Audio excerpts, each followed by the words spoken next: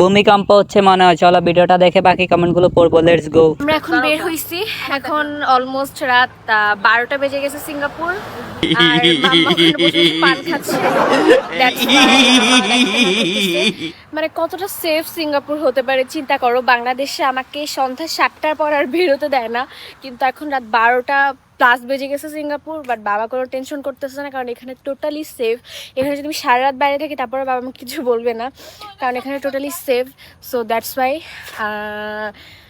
ভালোই লাগে। মাম্মার সাথে বেরিয়েছি একটু হাঁটি ফাইনাল, করে ঘুমানো হবে।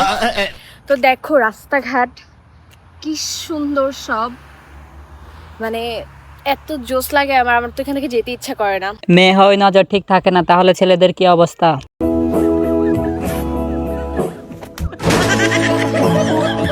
और अभी तो रुको, क्लाइमैक्स अभी बाकी। দোল দোল দোলনি।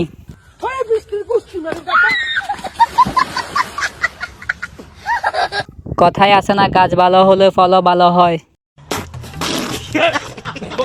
1 কেজি দিবেন?